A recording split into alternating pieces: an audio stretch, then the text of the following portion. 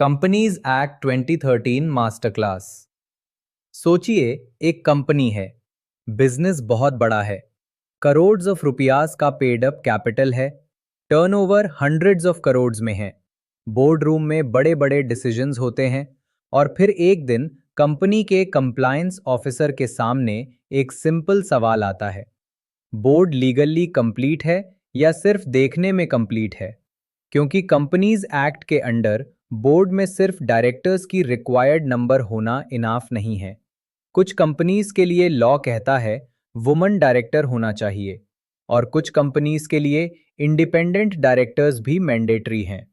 लेकिन असली ट्विस्ट यहाँ है, अगर कंपनी ने रिक्वायर्ड वुमन डायरेक्टर अपॉइंट नहीं किया या रिक्वायर्ड इंडिपेंडेंट डायरेक्टर्स की नंबर मेंटेन नहीं की, तो कॉन्सिक्वेंस क्या होगा? क्या सिर्फ एक कंप्लायंस ऑब्जर्वेशन आएगा, या कंपनी और ऑफिसर्स पर मॉनेटरी पेनल्टी भी लग सकती है? और सबसे इंटरेस्टिंग क्वेश्चन, इंडिपेंडेंट डायरेक्टर की वैकेंसी आने के बाद कंपनी के पास कितना टाइम होता है? आज हम सेक्शन 149 को सिर्फ रीड नहीं करेंगे, हम इसे एक रियल बोर्ड रूम स्टोरी की तरह समझेंगे। और एंड में हम देखेंगे वुमेन डायरेक्टर की वैकेंसी और इंडिपेंडेंट डायरेक्टर की वैकेंसी के रूल्स में क्या डिफरेंस है। चैप्टर 1, बोर्ड रूम का बेसिक रूल। सबसे पहले कंपनीज एक्ट 2013 का सेक्शन 149। सेक्शन 149 का बेसिक प्रिंसिपल बहुत सिंपल है। Every company shall have a board of directors consisting of individuals as directors. Public company के लिए मिनिमम 3 डायरेक्टर्स, प्राइवेट कंपनी के लिए 2 डायरेक्टर्स और 1 पर्सन कंपनी के लिए 1 डायरेक्टर। साथ ही ऑर्डिनरी रूल के अकॉर्डिंग मैक्सिमम 15 डायरेक्टर्स, लेकिन 15 से ज्यादा डायरेक्टर्स भी अपॉइंट किए जा सकते हैं अगर कंपनी स्पेशल रेजोल्यूशन पास करे। अब तक सब सिंपल है, लेकिन सेक्शन 149 यहीं खत्म नहीं होता। सेक्शन 149 का नेक्स्ट इंपॉर्टेंट पॉइंट है बोर्ड की कंपोजिशन, और यहीं से वुमेन डायरेक्टर और इंडिपेंडेंट डायरेक्टर की स्टोरी स्टार्ट होती है। Chapter 2, women director. Section 149 subsection 1 के प्रोवाइजो के थ्रू एक इंपॉर्टेंट रिक्वायरमेंट आती है। Certain prescribed classes of companies को एटलीस्ट 1 वुमेन डायरेक्टर रखना मैंडेटरी है। और अब क्वेश्चन, कौन सी कंपनीज? इसका आंसर मिलता है rule 3 of the companies appointment and qualification of directors rules 2014। Rule 3, women director. Rule 3 के according following classes of companies को एटलीस्ट 1 वुमेन डायरेक्टर अपॉइंट करना है। First, every listed company. अगर कंपनी लिस्टेड है, requirement apply करेगी। Simple. Listed company means at least 1 women director. Second, other public companies. अगर company listed नहीं है लेकिन पब्लिक कंपनी है, तो नेक्स्ट टेस्ट आता है paid up share capital 100 crore rupees और मोर, और टर्नओवर 300 करोड़ रुपीज और मोर। इनमें से कोई भी 1 कंडीशन सेटिस्फाई होती है तो वुमेन डायरेक्टर रिक्वायरमेंट ट्रिगर हो सकती है। यानी फॉर्मूला याद रखिए, लिस्टेड और public company plus 100 crore paid up capital, और public company plus 300 crore turnover equals at least 1 women director. Chapter 3, सबसे इंपॉर्टेंट वर्ड। यहां स्टूडेंट्स एक कॉमन मिस्टेक करते हैं। वो सोचते हैं कंपनी का पेड अप कैपिटल 100 करोड़ भी होना चाहिए और टर्नओवर 300 करोड़ भी। नहीं, रूल में और है। मतलब अगर पब्लिक कंपनी का paid up share capital 110 crore है लेकिन टर्नओवर सिर्फ 50 करोड़ है, रिक्वायरमेंट स्टिल ट्रिगर हो सकती है। सिमिलरली, अगर पेड अप कैपिटल 50 करोड़ है लेकिन टर्नओवर 350 करोड़ है, तब भी रिक्वायरमेंट ट्रिगर हो सकती है। ये एक ऑल्टरनेटिव थ्रेशोल्ड टेस्ट है। चैप्टर 4, कौन सी डेट का डेटा। अब एक और ट्रैप, कंपनी का करंट टर्नओवर देखना है या current paid up capital. Rule 3 का एक्सप्लेनेशन कहता है पेड अप शेयर कैपिटल या turnover latest audited financial statements के लास्ट डेट पर जो पोजीशन है उसको कंसिडर किया जाएगा। मतलब कंप्लायंस टीम को सिर्फ आज का नंबर देखकर डिसीजन नहीं लेना चाहिए, लेटेस्ट ऑडिटेड फाइनेंशियल स्टेटमेंट्स की रेलेवेंट डेट चेक करनी है। Chapter 5 newly incorporated company. अब इमेजिन कीजिए एक कंपनी अभी इनकॉर्पोरेट हुई है। कंपनी सेक्शन 149 सबसेक्शन 1 के सेकंड प्रोवाइजो के स्कोप में आती है। क्वेश्चन, क्या उसको इमीडिएटली वुमन डायरेक्टर अपॉइंट करना पड़ेगा? रूल 3 एक स्पेसिफिक टाइमलाइन देता है। सच कंपनी को रिक्वायरमेंट कंप्लाई करनी है इनकॉर्पोरेशन डेट से 6 मंथ्स के पीरियड के अंदर। ये पॉइंट एग्जाम में भी इंपॉर्टेंट है। New company means 6 months.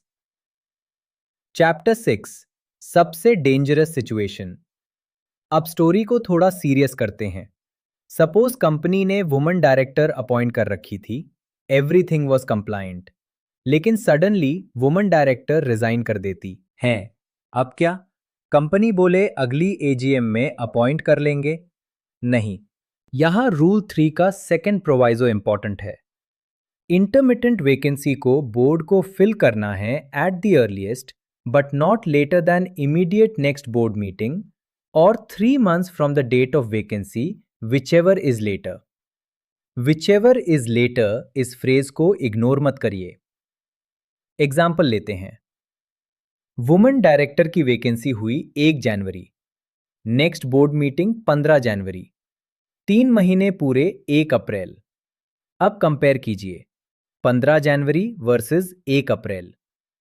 Letter date है 1 अप्रैल, तो रूल 3 का आउटर टाइमलाइन इस एग्जाम्पल में 1 अप्रैल तक एक्सटेंड होता है। लेकिन रूल का वर्डिंग है at the earliest but not later then.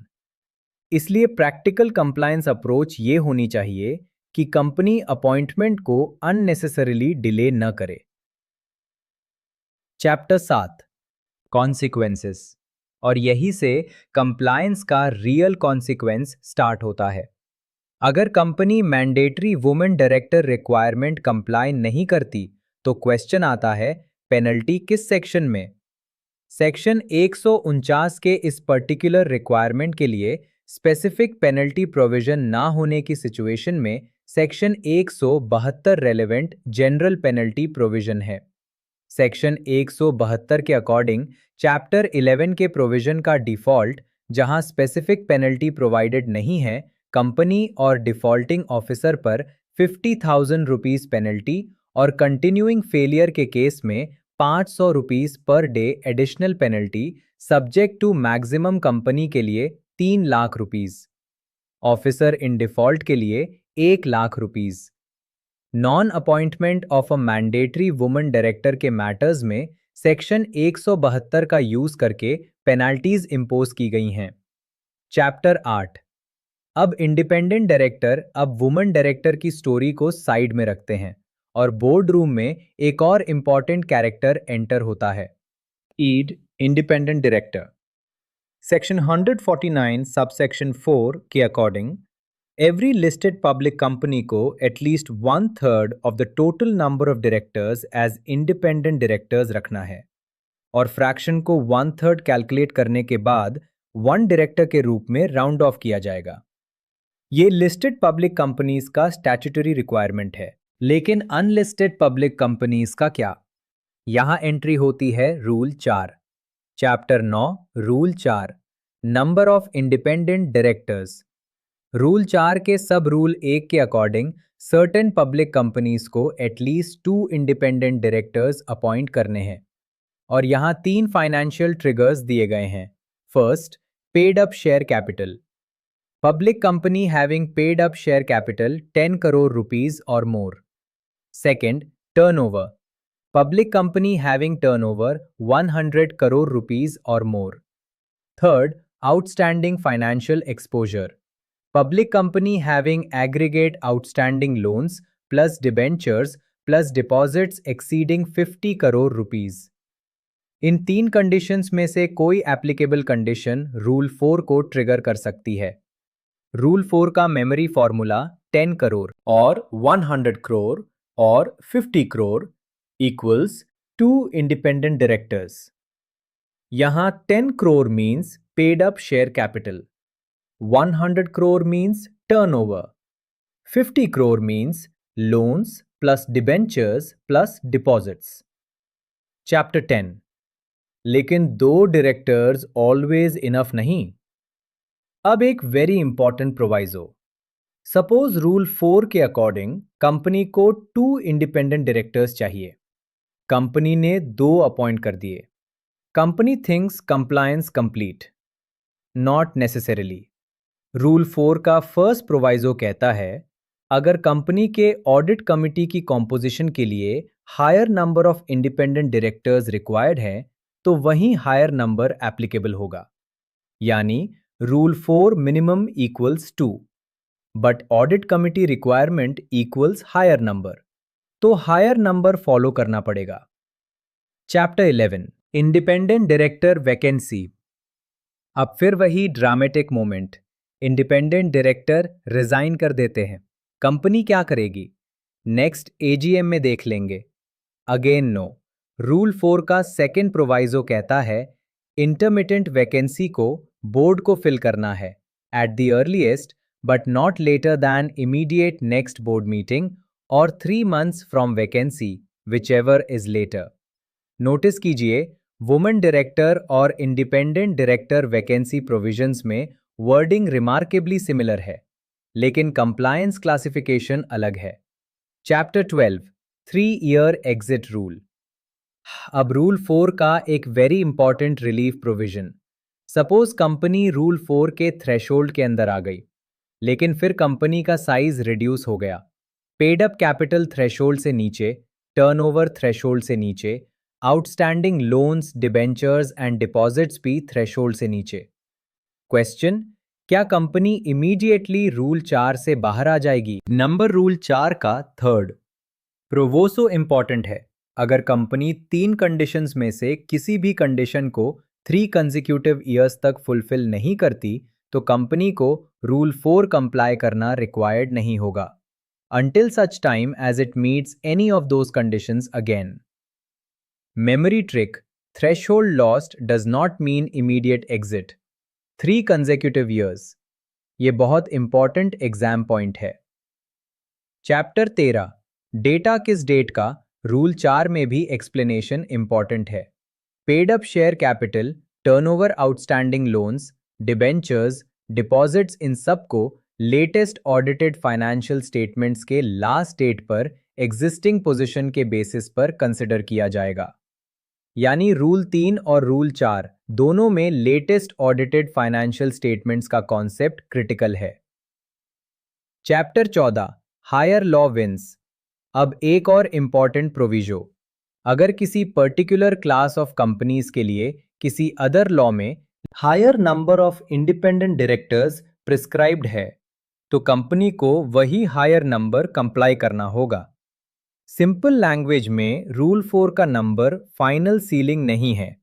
अगर another applicable law higher requirement देता है, हायर रिक्वायरमेंट प्रिवेल करेगी। Chapter 15 unlisted public company exceptions. अब रूल 4 का सब रूल 2। ये provision specifically certain unlisted public companies के लिए है। Following unlisted public companies rule 4 sub rule 1 के अंडर कवर्ड नहीं होती। First, joint venture. Second, wholly owned subsidiary. Third, dormant company under section 455।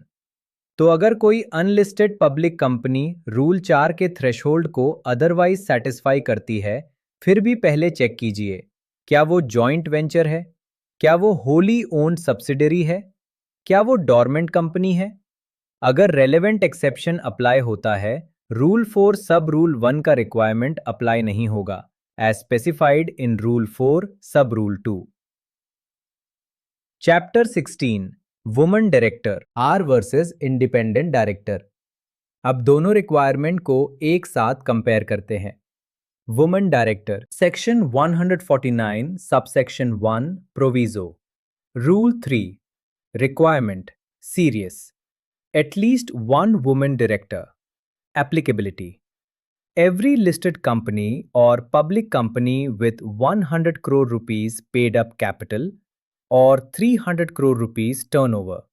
Independent director. Section 149, subsection 4. Rule 4.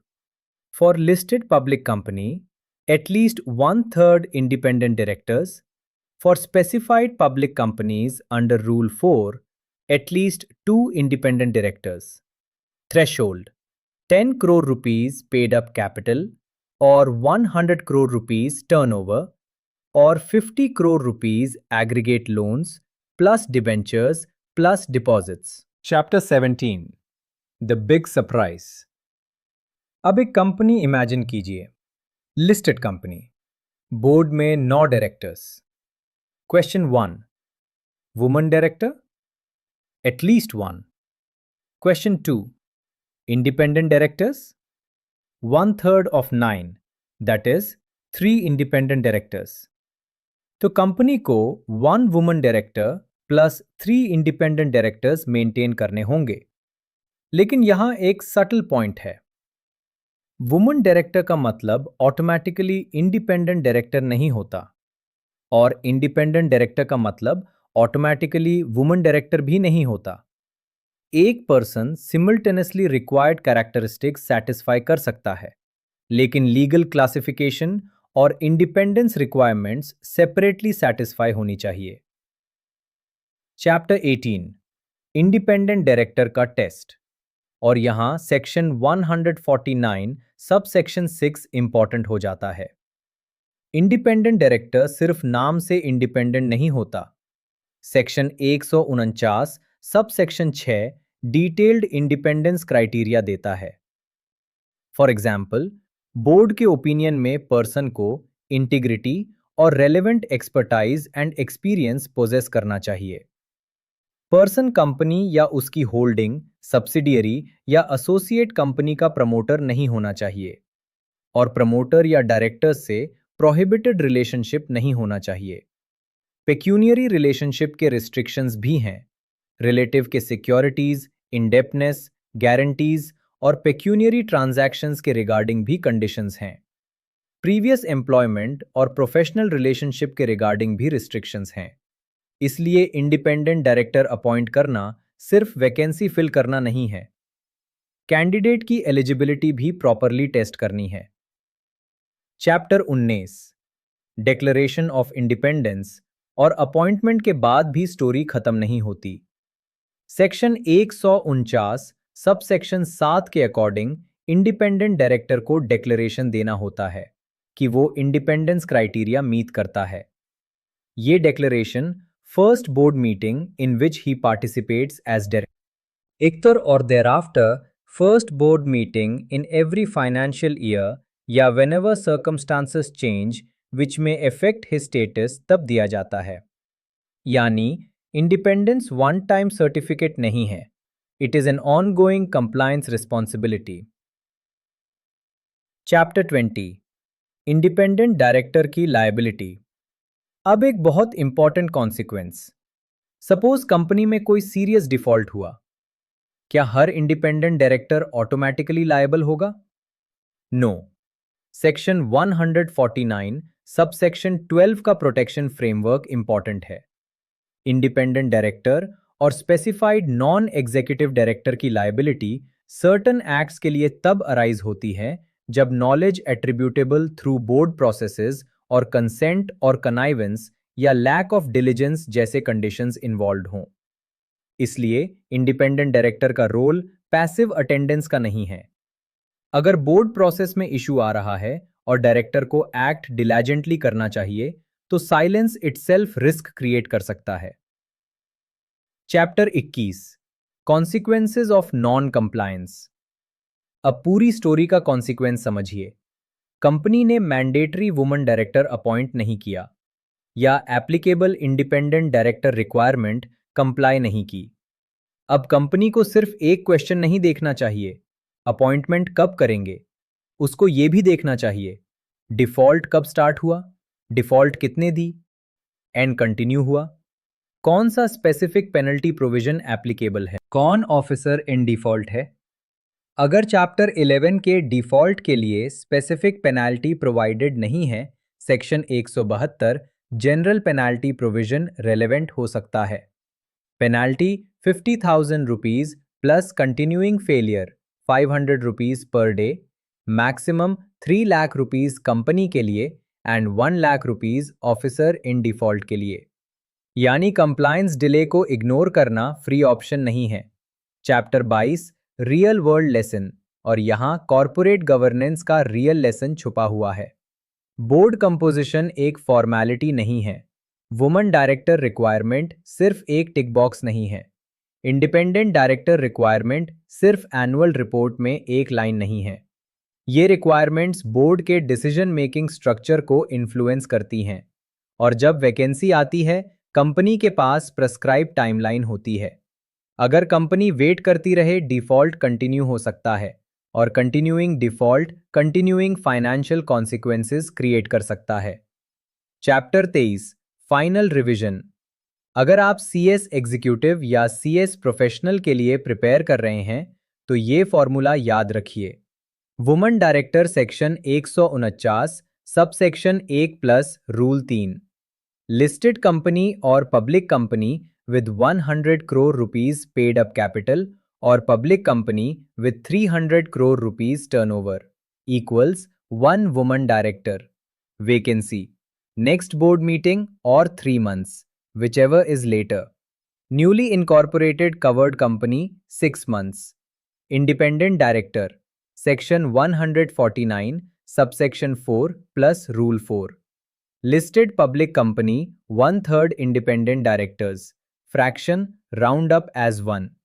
Specified public company 10 crore rupees capital or 100 crore rupees turnover or 50 crore rupees loans plus debentures plus deposits equals at least 2 independent directors. But audit committee may require higher number.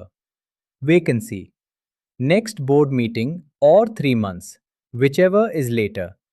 3 consecutive years without satisfying conditions. Rule 4 requirement ceases until a condition is met again. Exceptions under Rule 4 subsection 2 joint venture, wholly owned subsidiary, dormant company.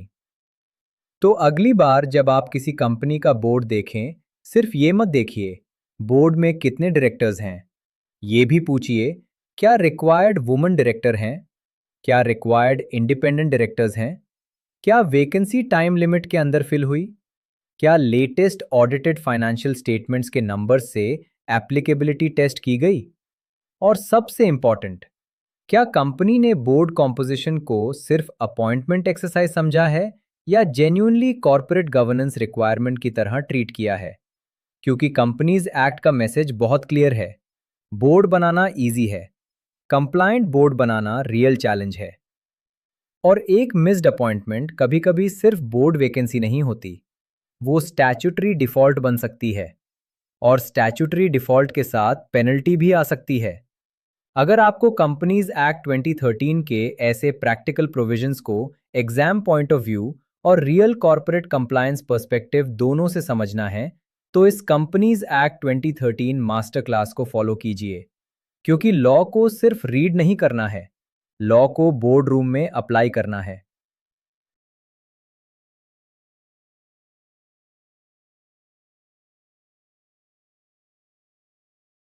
Welcome to Corporate and Securities Law Compass. I am a member of the Institute of Company Secretaries of India, ICSI, and currently serve as a company secretary. The views, opinions, interpretations, and explanations shared on this channel are strictly my personal views and are provided solely for educational, academic, and informational purposes. They do not represent the views of my employer, any organization with which I am associated, any client, or the Institute of Company Secretaries of India, ICSI. The content is based on publicly available laws, rules, regulations, judicial pronouncements, and regulatory materials, or on hypothetical examples prepared for educational purposes. No confidential, proprietary, or unpublished information is used or disclosed. This channel does not provide legal, tax, financial, accounting, investment, or other professional advice. Viewers should consult qualified professionals before making any legal, business, or investment decisions. While every reasonable effort has been made to ensure accuracy, laws and regulations are subject to change. Accordingly, neither I nor this channel accepts any liability for any loss or consequences arising from reliance on the information presented. All trademarks, company names, and logos belong to their respective owners and are used only for educational, commentary, and informational purposes. Copyright, Corporate and Securities Law Compass. Navigating law with clarity. All rights reserved.